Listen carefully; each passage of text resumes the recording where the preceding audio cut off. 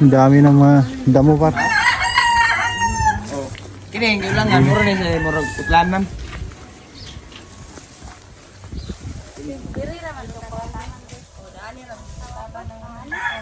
Asa man tong kon eh, 35. Ana, extend na. Kara, extend kara. Padong adto. Ini. Pero dili na tani. Dili kita kay tama nung tayo nyo ha. Dili yung paingon dito. Preso man ta. Kini karon na apil ban diri ro na kurel. Kana din. Lakan mo po, uglayan mo po. Sakto po kay og di na kurel dia malakan man. Nawak kong par. Libo lagi. Yan, dyan, papunta dun. Kung napapansin niyo mga par, yung dati kong in-upload na video dun sa Reels, ito yun mga par. So medyo humaba pa siya ng, lumaki pa siya ng konti dahil may extend pa na 35 square meter dito hanggang dun sa dulo. Lang.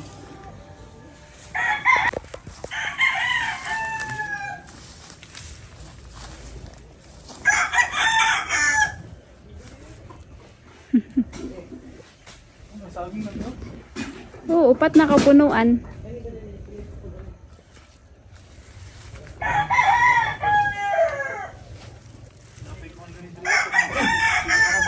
Sigo Karabaw.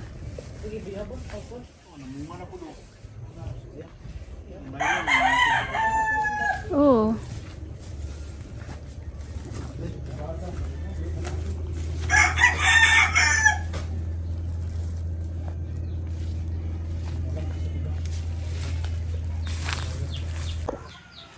Ayun mga par,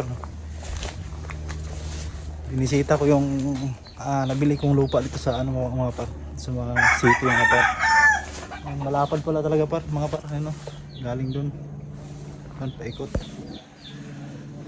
So talagang sulit mga par, sulit. Di ko akalain mga par na ano, na makakabili ako ng lupa.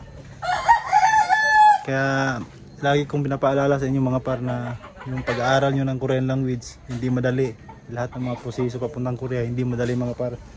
Pero once na maano nyo, malagpasan nyo yan lahat mga par, lahat ng mga gusto nyo sa buhay mga par, mga pinapangarap nyo, sigurado matutupad yan mga par. Ako simula sa mga par, hindi ko talaga iniisip yung mga plano ko dati mga par na magkaroon ng mga sariling lupa, sariling bahay.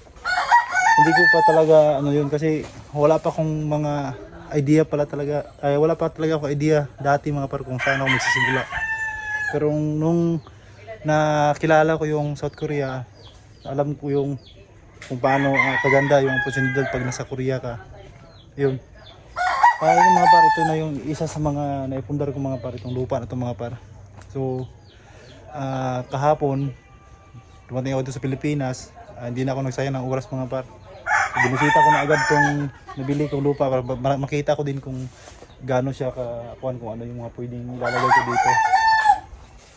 So yun mga par, talagang masabi ko mga par, sulit mga par, yung pagod ko, lahat ng paghihirap ko sa abroad na wala yung pamilya ko, malayo ako sa pamilya ko. Ayan, napakasarap sa pakiramdam mga par. Ayan.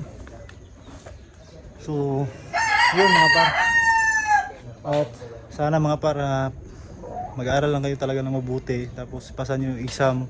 Yun lang. Pag naipasa nyo yung exam mga par, sigurado mga par, isa din kayo sa makakabili ng mga ganito. Magandang investment kasi ito mga par. Sa ngayon, ganito pa itsura ito ngayon mga par. Pero once na matayuan na to ng apartment or iba pang pwedeng mapagkitaan sa lupa na ito mga par, ayan, sulit talaga yan mga par. Kaya hindi ako nagsasawa magpapaalala sa inyo mga par na sa mga hindi pa nakakaalam, South Korea, maganda, napakaganda talaga ng oportunidad sa South Korea mga par. Talagang makakaipon ka, may mauwi ka talaga na malaking pera. So yun mga par, no? So hindi ko pinagmamayabang mga par kung ano yung naipundar ko, ano yung nabili ko sa kita ko doon sa South Korea mga par. Pero yun, gusto ko lang sabihin sa inyo mga par na nauna lang ako mga par, nauna lang talaga ako na makapag South Korea. Pero alam ko balang araw mga par, susunod din kayo. So wala talagang imposible mga par sa bag. nangangarap ka tapos samahan mo ng gawa. Kaya ito sinashare ko sa inyo mga par, itong naipundar ko mga par, dahil gusto ko i-share din sa inyo ba na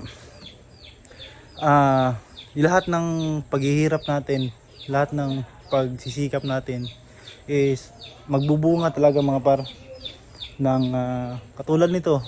So hindi ko naman talaga akalain talaga mga par na makabili ako ng lupa na talagang maganda din ang pwesto. Yung gusto ko lang ibahagi sa inyo mga par na na talagang sulit talaga mga par. Kaya sa mga hindi pa nakakaalam about sa Korea, so mag-search lang kayo kung paano mag-apply.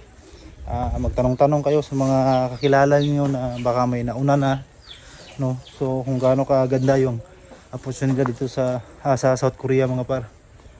So yun. Sobrang saya ko ngayon mga par. Medyo wala pa akong tulog na mga par.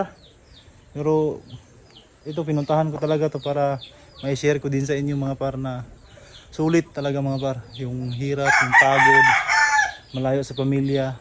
Pero ito ngayon nasa harap ko na mga par.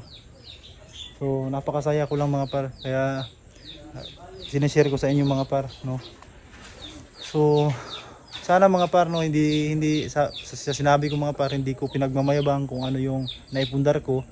Pero yun nga, sinishare ko lang sa inyo mga par para ma-inspire kayo lalo mga par. Magsipag kayong mag-aral. Mas lalo kayong magsipag mag-aral, no.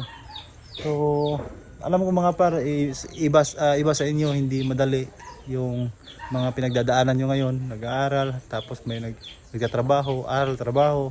Tapos yung iba may pamilya, no. Pero tiis lang talaga mga par. Tiisin nyo lang yan. Once na malampasan nyo yan, kailangan ipasan nyo yung exam, mapasan nyo yung exam, medical. Kunti na lang mga par. Makapag South Korea na rin kayo.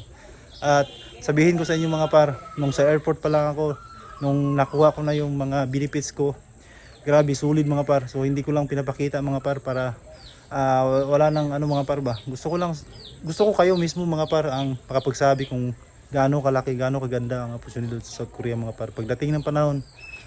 So yun lang mga par.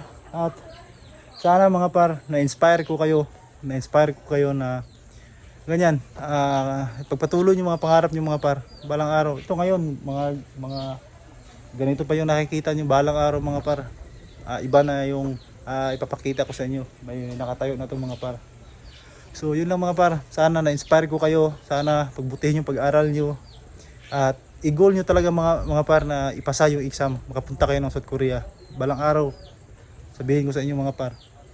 Kaya hindi ako nagkulang sa pagpaalala sa inyo mga par sa mga video na ina-upload ko na magsipag kayo mag-aral kayo na mabuti mga par. Kasi yun lang naman talaga ang way para makapag South Korea ka. Pasan nyo yung exam. Siyempre, bago nyo may pasa ang exam, mag-aral muna kayo na mabuti, no? So yun lang mga par. Maraming salamat at sana na-inspire ko kayo mga par. God bless mga par.